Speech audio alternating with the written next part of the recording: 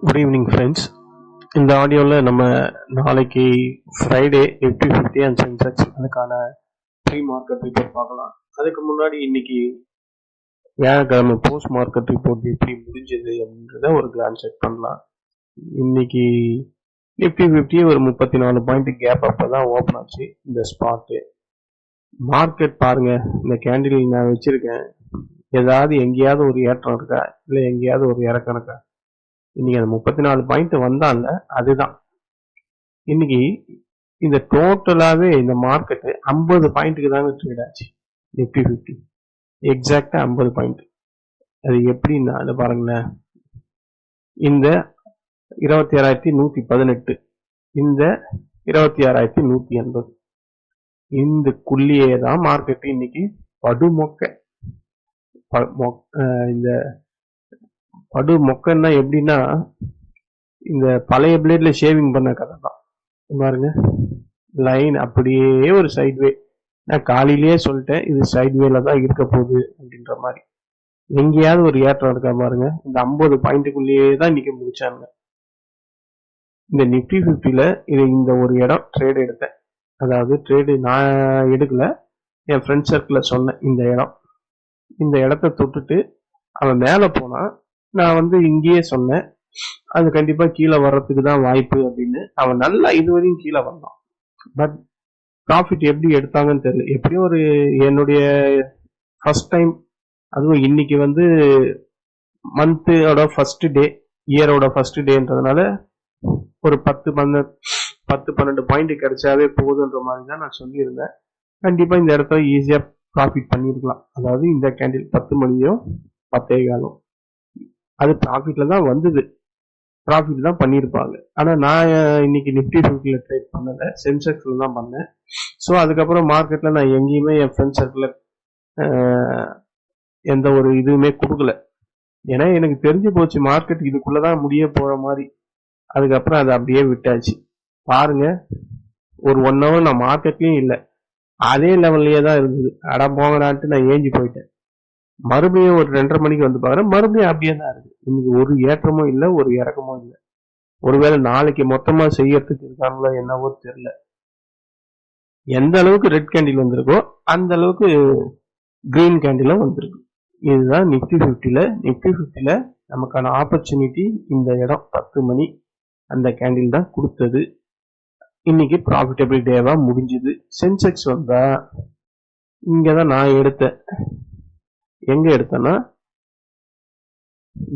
இந்த ட்ரேட் எடுத்தாங்க. எத்தனை மணிக்கு? 12 மணிக்கு தான் எடுத்தேன். ஏன்னா இது எக்ஸ்பைரி டே, அதனால இதை நான் சூஸ் பண்ணேன். இந்த இடம் 12 மணிக்கு வந்த இந்த கேண்டில் இதை தொடும் போது நான் எடுத்திருந்தேன். ஆனா எனக்கு லாஸ்ல தான் இருந்தது. உண்மையை சொன்னா அது லாஸ். நம்ம சப்போர்ட் 85,155 இருந்தது. ஆனா அவன் அதை எக்ஸாக்டா தொட்டான். நான் தொடும் போது அங்க எடுத்துட்டேன். சரி, கண்டிப்பா அது ரிவர்ஸ் ஆகுன்றதுல எனக்கு கான்பிடன்ட் அதிகமா தான் இருந்தது. ஆனா மார்க்கெட் ஃபர்தரா கீழே இறங்கிடுச்சு. இது வரைக்கும் இறங்கிடுச்சு. ஒரு ஃபியர் வந்தது. பட் சரி, வெயிட் பண்ணலாம், கண்டிப்பா அது ரிவர்ஸ் ஆகிறதுக்கு தான் வாய்ப்பு. ஏன்னா ப்ரீவியஸோட டேவோட சப்போர்ட் அதுதான். ஸோ நான் நினைச்ச மாதிரியே அது பாருங்க, அங்கிருந்து ஒரு 20 பாயிண்ட் கீழே இறங்கிட்டு, 20 பாயிண்டா எவ்வளோ, 30 பாயிண்ட் கீழே இறங்கிட்டு அப்படியே ரிவர்ஸ் ஆயிடுச்சு. ஸோ நான் அது வரையும் வெயிட் பண்ணேன். 30 பாயிண்ட்னா 600 ரூபாய். நான் ஸ்டாப் லாஸ் சென்செக்ஸ்ல கண்டிப்பா 2000 ரூபாய் வைப்பேன்.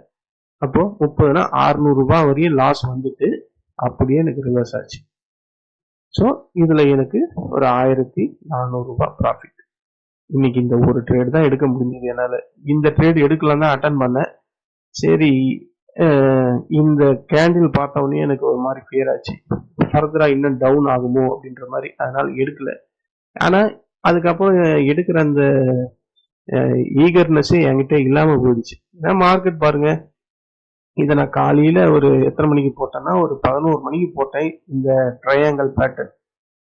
ட்ரையாங்கிள் பேட்டர்னு இது பேஸு, இது டாப், இதுக்குள்ளேயே தாங்க மார்க்கெட் 11 மணிக்கு போட்டேன்னா இங்க போட்டேன். இங்க போட்டது இந்த கேண்டில்லாம் இப்ப வரவே இல்லை. நானா ஒரு அசம்ஷன்ல இது இப்படிதான் வரும்ன்ற மாதிரி நான் என்னுடைய நாலேஜ்ல போட்டேன். கண்டிப்பா அது அப்படிதான் வந்திருக்கு. பாருங்க கரெக்டா அந்த டாப்பை டச் பண்ணிட்டு மேல போயிட்டு மறுபடியும் கீழே தான் வந்து இதுவும் பாருங்க 1 2 3 4 5 கேண்டிலுமே நான் போட்ட அந்த ட்ரையாங்கல் பேட்டர்னோட டாப்பை தொட்டுட்டு தான் இறங்கிருக்கு. ஸோ இன்னைக்கு சென்செக்ஸ்ல ஒரே ஒரு ட்ரேடு, அதுவும் ப்ராஃபிட்டபிளான ட்ரேடு எனக்கு. ஸோ இந்த இயரோட ஃபர்ஸ்ட் டேவை வெற்றிகரமா ப்ராஃபிட்டபிளா முடிச்சிட்டோம். வேற ட்ரேட் எடுக்க வாய்ப்பே கொடுக்கல. ரொம்ப போரிங், ரொம்ப போரிங் மார்க்கெட்.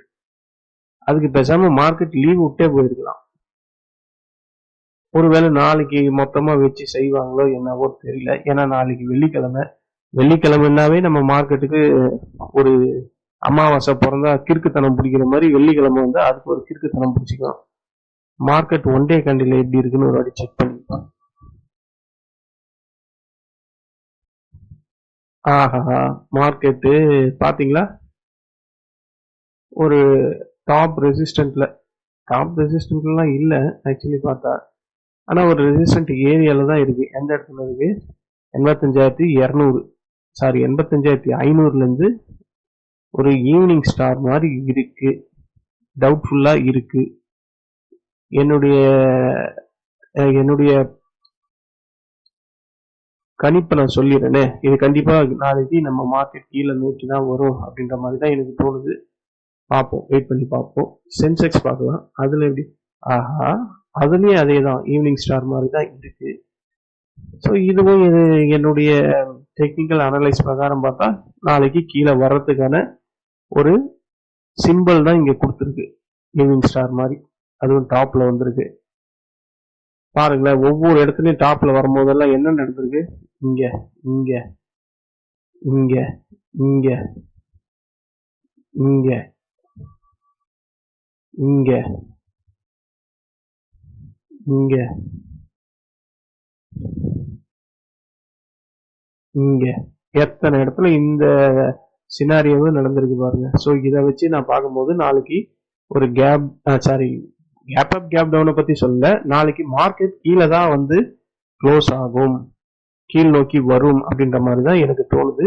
ஸோ இதுதான் இன்னைக்கான போஸ்ட் மார்க்கெட் ரிப்போர்ட். நிஃப்டி 50லயும் சரி, சென்செக்ஸ்லயும் சரி, ஒன்றுத்துக்கும் நியூஸ் இல்லை. இன்னைக்கு வியாழக்கிழமை ப்ராஃபிட்டபிளா முடிஞ்சாலும் அந்த சாட்டிஸ்ஃபேக்ஷனே இல்லை. அதுதான் உண்மை.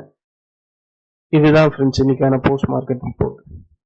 வேற இதுல சொல்றதுக்கு ஒண்ணுமே இல்லை. நாளைக்கான ப்ரீ மார்க்கெட் ரிப்போர்ட் பார்க்கறதுக்கு முன்னாடி யூஎஸ் மார்க்கெட் எப்படி இருக்கு, வேர்ல்டு இண்டெக்ஸ்லாம் இன்னைக்கு எல்லாமே லீவு. இதை பார்க்கறதே வேஸ்ட் தான். வேர்ல்டு மார்க்கெட் பார்க்கறதே வேஸ்ட், எல்லாமே லீவு. பாருங்க, எல்லாமே வந்து டிசபிளாவே இருக்கு, எல்லாம் டிசபிள். இதுல ட்ரேட் ஆகுறது கோல்டு வந்து 4341.10 ரவுண்ட்ஸ்ல ட்ரேட் ஆகிட்டு இருக்கு. -54 இருக்கு. சில்வர் மைனஸ்ல ட்ரேட் ஆகுது, copper minus, crude oil minus, natural gas minus. So commodity மட்டும்தான் ட்ரேட் ஆகிட்டு இருக்கு, மற்றது எல்லாமே காலி. இல்லை நம்ம ஐஎன்ஆர் இன்னைக்கு ஒர்க் ஆகுதா? ஐஎன்ஆர் கூட ஐஎன்ஆர் ஒர்க் ஆகுது, அது பிளஸ்ல தான் இருக்கு. யூஎஸ் டாலர் வந்து பிளஸ்ல தான் ட்ரேட் ஆகுது நேற்று. அதாவது ரொம்பலாம் டிஃபரன்ஸ் இல்லை. பாருங்க, இதுதான் இந்த டிஃபரன்ஸ், 0.044 அப்படின்ட்டு காட்டுது. ஸோ ஒன்றும் இல்லை. டவ் ஃபியூச்சரை செக் பண்ணா அதுலயும் கண்டிப்பா மார்க்கெட் க்ளோஸ். நாஸ்டாக் ஃபியூச்சரை செக் பண்ணா மார்க்கெட் க்ளோஸ். ஸோ இன்னைக்கு வேர்ல்டு மார்க்கெட் எல்லாமே லீவு தான். ஸோ அது வேஸ்ட், நம்ம பார்க்க முடியாது. ஸோ அப்போ நாளைக்கு ஒரு பெரிய கேப் அப்பும் கிடைக்க போறதில்ல, ஒரு கேப் டவுனும் கிடைக்க போறதில்ல. ஒரு ரேஞ்ச் பவுண்ட் மார்க்கெட் தான் நாளைக்கும் கம்பல்சரி இருக்க போகுது. நாளைக்கும் மொக்கையா தான் இருக்க போகுது அப்படின்ற மாதிரி தான் எனக்கு தோணுது. சரி, நாளைக்கு பார்க்கலாம் எப்படி. 50 பாயிண்ட்டுக்கு இன்னைக்கே 50 பாயிண்ட் தான் ஆடிடலாம். இன்னைக்கு வேர்ல்டு மார்க்கெட்ல எதுவுமே வேற கிடையாது, எல்லாம் ஹாலிடே. இவன் நாளைக்கு என்ன ட்ரேட் ஆவான்? 50ல இருந்து 20-25 பாயிண்ட் தான் ட்ரேட் ஆவானோ என்னவோ தெரியல. நிஃப்டி 50 சப்போர்ட் ரெசிஸ்டன்ட் எந்த மாற்றமும் இல்லை, அதே சப்போர்ட் அதே ரெசிஸ்டன்ட் தான். ஏன்னா இந்த ரெசிஸ்டன்ட்டுக்கு அவன் போகவே இல்லை. அவன் போனது 198 வரையும் தான் போயிருக்கான். அதுவும் ஒரு 9.25 கேண்டில் போச்சு அங்க. அதுக்கப்புறம் அந்த பக்கம் எட்டி கூட பார்க்கல. அதுக்கப்புறம் இந்த சப்போர்ட் சொன்னோம் 26,100, அவனும் அந்த சப்போர்ட்டுக்கு வரவே இல்லை. ஸோ ரெசிஸ்டண்ட்டும் போல சப்போர்ட்டும் போல அந்த நடுவுல அந்த லைன்லயே சைடுவேலயே போயிட்டான். இன்னைக்கு டோட்டலா ஆப்ஷன் செல்லர்களுக்கான மார்க்கெட். இன்னைக்கு எல்லாம் நல்ல ப்ராஃபிட்ல இருப்பாங்க ஆப்ஷன் செல்லர்ஸ்லாம். ஏன்னா சைட்வே மார்க்கெட்ல அவங்களுக்கு தான் நல்ல ஃபர்ஸ்ட் கிளாஸான ப்ராஃபிட் ஜென்ரேட் ஆகும். அதனால இன்னைக்கு அவங்க எல்லாருமே ஆப்ஷன் செல்லர்ஸ் எல்லாமே கணிசமான அளவு ப்ராஃபிட்ல தான் இருப்பாங்க. இது எந்த சந்தேகமும் இல்லை. நாளைக்கு கேப் அப் கேப் டவுன் அப்படின்ற மாதிரிலாம் இல்லைங்க. ஓரளவுக்கு ஒரு ரேஞ்ச் பவுண்ட் தான் ஓப்பன் ஆகும். ஒரு 10 இல்லைன்னா -10 இல்லைன்னா +10 அப்படி இருந்தா இந்த ஃபர்ஸ்ட் சப்போர்ட் தான். அதே 26,100. அதுக்கப்புறம் இருக்கிறது 26,042. இங்கெல்லாம் வராது. இதுக்குள்ளேயே தான் நாளைக்கு முடியும்னு நினைக்கிறேன். 26,100க்கும் 26,200க்கும் மண்டேல தான் இருக்கு பழையபடி ஆட்டம். ரெசிஸ்டன்ட் சப்போர்ட் எல்லாமே அதே தான், சேம் நேற்று இருந்த அதே லெவல்ஸ் தான். இதுதான் நிப்டி 50ல நாளைக்கான support and resistant level, intraday level. Sensex வருவோம். ஒரு வழியா சென்செக்ஸ் வீக்லி எக்ஸ்பைரி முடிஞ்சுது. நான் நேற்று இந்த ப்ளூ லைன் சொன்னேன் பாத்தீங்களா, கரெக்டா ஒர்க் அவுட் ஆகிருக்கா. அந்த ப்ளூ லைன் தான் என்ன இன்னைக்கு ப்ராஃபிட்டுக்கு கொண்டு போச்சு. இப்ப நான் இந்த லைனை போடுறேன், அப்ப நானே அந்த இடத்த போய் எடுக்கலாம், அது எப்படி? அதனாலதான் அதை எடுத்து அது ஸ்டார்டிங்ல என்ன ஒரு பீதி கிளப்பி விட்டுது. 600 ரூபாய் 670 ரூபாய்கிட்ட லாஸ் நானே பார்த்தேன். சரி என்னதான் ஆகட்டும்ட்டு 2000 ரூபாய் வரையும் வெயிட் பண்ணலான்னு வெயிட் பண்ணேன். எனக்கு மனசுக்குள்ள ஒரு ஃபீலிங் இருந்தது, எங்கடா ஃபர்ஸ்ட் டேவே லாஸ்ல நம்ம வருவோமோ அப்படின்ட்டு. இல்ல லாஸ் வராது, நான் ப்ராஃபிட்டுக்கே போறேன்னு அவன் மேல போயிட்டான். அந்த ஒரு ட்ரேடு தான் இன்னைக்கு சென்செக்ஸ்ல. அதோட ட்ரேடே கொடுக்க எனக்கு வாய்ப்பு எடுக்க முடியல. ஏன்னா மார்க்கெட்ல அது கேண்டில் ரேஞ்சை பார்க்கும்போது எனக்கு சாட்டிஸ்ஃபேக்ஷனே இல்லை. இல்லைன்னா இந்த இடம் கண்டிப்பா எடுத்துருவேன். இல்லை ஒரு நல்ல அக்ரெசிவ் மூவ்மெண்ட் இருந்தா எடுத்துருக்கலாம், அந்த மாதிரியே இல்லையே. இவன் ஒரு 250 பாயிண்ட்டுக்கு தான் இன்னைக்கு ட்ரேட் ஆனான் சென்செக்ஸ். ஸோ ஓவராலா பார்த்தா சென்செக்ஸ் ஒரு 32 பாயிண்ட் மைனஸ், நிப்டி 50 ஒரு 17 பாயிண்ட் பிளஸ், பேங்க் நிப்டி ஒரு 130 point plus, broader index mid cap Nifty ஒரு 66 பாயிண்ட் பிளஸ், அப்புறம் நிப்டி நெக்ஸ்ட் 50 ஒரு 300, அவன் நல்லா ட்ரேட் ஆயிருக்கான் 310. பேங்க் நிப்டி 120 130. சென்செக்ஸ் மட்டும்தான் ஒரு 32 பாயிண்ட் மைனஸ்ல முடிஞ்சிருக்கு. மற்றது எல்லாமே ஒரு டபுள் டிஜிட்ல சின்ன சின்ன நம்பர்ல முடிஞ்சிருக்கான். இதுதான் சென்செக்ஸ்லயும் இருக்கக்கூடிய post market report, pre market report. சென்செக்ஸ்லயும் எந்த மாற்றமும் இல்லை, அதே ரெசிஸ்டன்ட் அதே சப்போர்ட் தான். ஏன்னா இதுலயும் அவன் அந்த ரெசிஸ்டன்ட்டும் போல, ஆனா நம்ம இந்த ப்ளூ லைன் சப்போர்ட் அதை மட்டும் டச் பண்ணிருக்கான். நான் என்ன சொன்னேன், ஒரு கேப் அப் ஓப்பனிங் இருந்தா அது மேல போயிட்டு இந்த ப்ளூ லைனை தான் சப்போர்ட்டா எடுக்கும்னு, அதுதான் நடந்திருக்கு. ஒரு கேப் டவுன் ஓப்பனிங் இருந்து மேல போச்சுன்னா இது ரெசிஸ்டன்டா மாறும்னு சொன்னேன். அந்த மாதிரி அந்த சினாரியாவே வரவே இல்லை. கேப் அப் ஆயிட்டு, கேப் அப்னா நான் ஒரு 100 பாயிண்ட் ஆயிருக்கும்னு நினைக்கிறேன் சென்செக்ஸ் காலையில 9:15க்கு, அந்த 9:01 9:08 அவ்வளவுதான், ஈஸியா முடிஞ்சு போச்சு. மார்க்கெட்டை ப்ரிடிக்ட் பண்ண வேண்டிய வேலையே இல்லை. ஏன்னா வேர்ல்டு மார்க்கெட்டும் இல்லை, நம்ம மார்க்கெட்லயும் ஒரு மொமெண்டமும் இல்லை.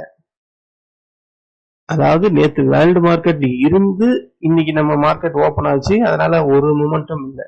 இன்னைக்கு எந்த வேர்ல்டு மார்க்கெட்டும் கிடையாது. அப்ப நாளைக்கு எப்படி இருக்கும் பாருங்க. ஒரு பிக் மூமெண்டே வரப்போறது கிடையாது. விக்ஸ் எவ்வளவு இருக்கு? அட போங்க, விக்ஸ் 9.19 தாங்க இருக்கு. சுத்தமா வேலைக்கே ஆகாதுங்க. நாளைக்கு கூட ஒரு நேரம் பார்த்துட்டு வேலைக்கு ஆகல கம்ம ஆபீஸ் கிளம்பிட போறேன். நாளைக்கு ஒரு நாள் மட்டும் ஷிஃப்ட் போயிடலாமான்னு யோசிக்கிறேன். பார்த்துட்டு கிளம்பிட வேண்டியதுதான். இதே மாதிரி இருந்தா நாளைக்கு எதுக்கு இந்த சிஸ்டம் முன்னாடி உக்காந்துக்கிட்டு 6 மணி நேரம் உட்காந்துக்க, அதுக்கு பதில் அங்க போய் உட்காந்துட்டு இருந்து சீக்கிரம் வீட்டுக்கு வந்துடலாம். இதுதான் ஃப்ரெண்ட்ஸ் இன்னைக்கான போஸ்ட் மார்க்கெட் ரிப்போர்ட்டும் நாளைக்கான ப்ரீ மார்க்கெட் ரிப்போர்ட்டும். ஒன்றும் இன்னைக்கு வேலைக்கே ஆகல. நீங்க